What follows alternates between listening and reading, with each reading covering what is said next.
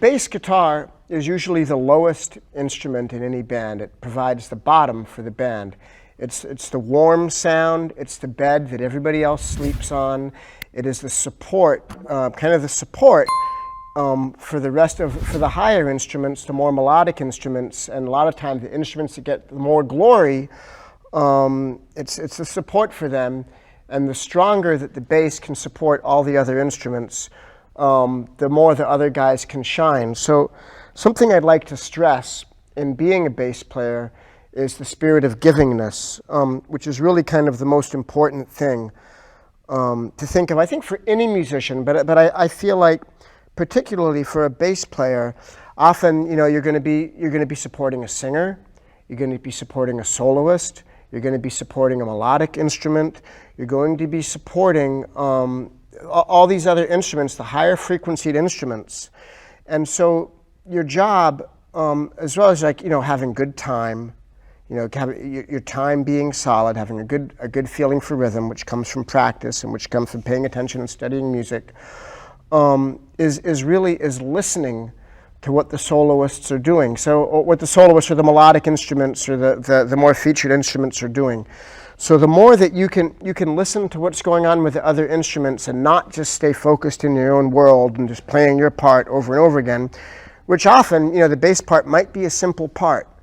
But when you're listening to the other people that are playing, and you're playing your part, as simple or as complicated as it may be, the fact that you are listening and the fact that you are doing subtle nuances with your playing to complement the higher instruments, the better bass player you will be. And the other thing that I like to say about playing the bass is, playing the bass, more often than not, you're going to be part of a rhythm section, which means you're going to be playing with a drummer, and you and the drummer are going to be the rhythm section. And listening to the drummer is the number one most important thing you can do as a bass player. When the drummer hits his bass drum, you want to hit your bass note in the center of that bass drum hit. And that's something that I've always strived to do, is to be inside the middle of the drum hits. And each note that you hit, if you can manage to, when a snare drum on a drum set goes pop, in that pop, there are two P's and an O, the p, p. And if you can be playing in that O, where you strike it, where you're right in the middle of that note, to me, that's the ideal, and that's what I always strive for.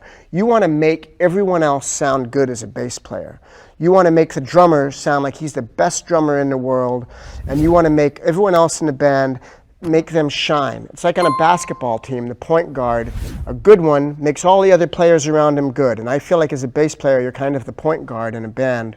In a traditional rock band setup we're talking about, but in any traditional band setup, as a bass player, you're laying the foundation, you're making the bed, you are giving the ground for everyone else to dance upon, and you have to make it solid, your rhythm has to be good, and you have to be listening and paying attention to what everyone else is doing, and doing the best job that you can to create the atmosphere for everyone else to be beautiful.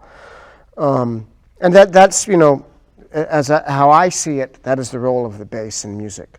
Of course, there are, you know, many exceptions, and myself, being a total ham and a ball hog, I often, you know, take the lead and solo and make a spectacle of myself. But really, the main context in which I view myself as a musician, and when I see bass players that I admire, even the ones, like the great ones, such as, like, you know, the great bass player James Jamerson, who played on most of the great Motown hits, or even the great soloists like Jaco Pastorius, who revolutionized the bass guitar. They're always, even, like, you know, when they're just playing regular bass lines, they're doing subtle things that make them great. And the reason that the subtle things that they do make them great is because they're not doing them for the purpose of showing off or for being fancy or for doing it. They're doing it because they're reacting to the things that are happening around them. And that's why, to be a great musician, any type of musician, listening to everyone else is the most important thing that you can ever do. And as a bass player, it is just crucial. You know, and the more that you play, the more that these things start to become automatic. You start to internalize them, and you start to react without even consciously thinking about it, like thinking, oh, the guy just went whittle-a-whip, so I'm going to go whittle-a-whip. It's just a matter of listening and paying attention, and after a while, you become one with the music, and the music becomes you, and it becomes like breathing, and that's what it's supposed to be. You know, my only other advice as a bass player is to be yourself, to love what you love. Don't worry about what anyone else tells you to like, or what's cool to like, or anything, but to embrace who you are. Every single person and every bass player has their own bass line inside of them. Everyone. And it's a unique bass line.